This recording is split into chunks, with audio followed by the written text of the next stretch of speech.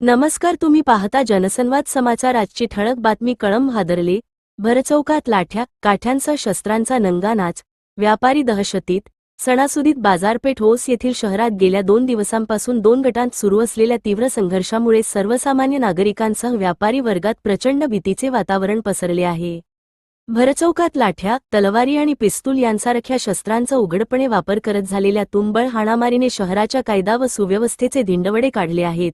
विशेष म्हणजे सणासुदीचे दिवस असूनही दहशतीमुळे व्यापाऱ्यांवर सायंकाळी 7 वाजताच दुकाने बंद करण्याची वेळ आली आहे। शस्त्रांच्या जोरावर दहशत, पोलीस यंत्रणा काय करते? शहरातील मुख्य बाजारपेठेत आणि चौकाचौकात 2 गट आपापसात भिडत असून यावेळी शस्त्रास्त्रांचे उघड प्रदर्शन केले जात आहे।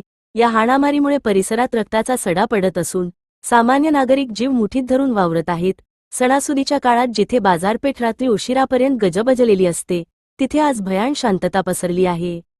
व्यापाऱ्यांनी सुरक्षेच्या कारणास्तव आपली प्रतिष्ठाने वेळेआधीच बंद करण्याचा निर्णय घेतल्याने आर्थिक फटकाही बसत आहे।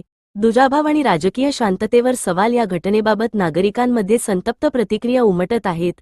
जर हीच दहशत इतर सामान्य समाजाने किंवा घटकाने पसरवली असती तर गल्लीपासून दिल्लीपर्यंत चर्चा झाली असती आणि प्रशासनाने आतापर्यंत कठोर पावले उचलली असती, असा सूर नागरिकांमधून उमटत आहे। मात्र सध्याच्या या गंभीर परिस्थितीवर राजकीय नेत्यांचे आणि प्रशासनाचे मौन संशयास्पद वाटत असून गुन्हेगारांना कोणाचे पाठबळ आहे, असा प्रश्न उपस्थित केला जात आहे। व्यापाऱ्यांची मागणी, आम्हाला सुरक्षा द्या।